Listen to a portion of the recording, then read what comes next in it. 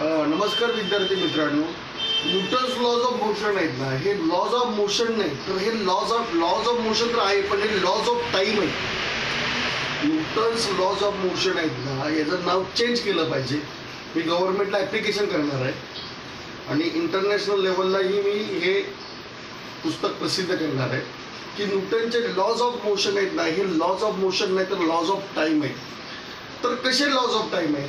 तर according to Sachin Kiras theory of time compensation, Newton's laws of motion is not only laws of motion but laws of time आहे.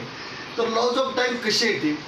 तर न्यूटनचा जो गतिविषयक पहिला नियम आहे, everybody continues state of rest or uniform motion along the straight line unless it is acted by a unbalance external force. हे statement आहे आणि हे जवळजवळ सगळ्यांनाच माहिती आहे. तर हा जो लॉ ऑफ मोशन आहे, हा लॉज ऑफ मोशन नाही, तो फक्त लॉज ऑफ मोशन नाही, तो तर laws of motion of time आहे. टाइमचा लॉ आहे हा, कारण हा लॉ टाइम फॉलो करतो. म्हणजे न्यूटनचे नियम आहेत ना, हे किती पॉवरफुल नियम आहेत की प्रत्यक्ष टाइमला गमन करणारा पहिला नियम आहे हा. टाइमला गमन करणारा पहिला नियम आहे हा. त्यानंतर F is equal to M A, त्यानंतर E is equal to MC square. हा टाइमला गमन करणारे दुसरे नियम अल्बर्ट आइन्स्टाईनने ॲज अ थिअरी ऑफ रिलेटिव्हिटीमध्ये मांडलेले आहेत, हे लोकांना माहीतच आहे. तर according to Sachin Kiras theory of time compensation, की न्यूटन्स लॉज ऑफ मोशन हे लॉज ऑफ मोशन नसून लॉज ऑफ टाइम आहे. तिथे जे न्यूटन बोलतो की स्टेट ऑफ रेस्ट, तर स्टेट ऑफ रेस्ट म्हणजे काय? ही स्टेट ऑफ रेस्ट फक्त ऑब्जेक्टची नाही, तर ही state of rest time of रेफरन्सचे किंवा reference inertial frame of reference बोलतात ना, तर फ्रेम ऑफ रेफरन्स ही स्टेट ऑफ रेस्टमध्ये.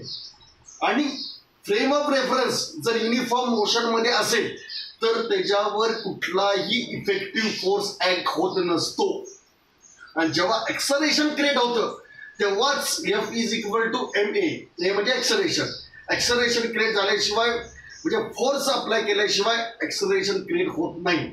ॲक्सलरेशन क्रिएट करायचं असेल तर फोर्स अप्लाय करावा लागतो. तर नीट लक्षात ठेवा की न्यूटन्स लॉज ऑफ मोशन हे लॉज ऑफ टाइम असून ॲक्सलरेटेड फ्रेम ऑफ रेफरन्स म्हणजे non inertial frame of reference, he non inertial frame of reference याचा सनशी, प्लॅनेटशी आणि मूनशी काय संबंध आहे हे मी माझ्या पुस्तकामध्ये डिटेलमध्ये इलॅबोरेट केलेलं आहे. तर मला या व्हिडिओमध्ये काय सांगायचं आहे की न्यूटन्स लॉज ऑफ मोशन हे लॉज ऑफ मोशन असून लॉज ऑफ टाइम आहे.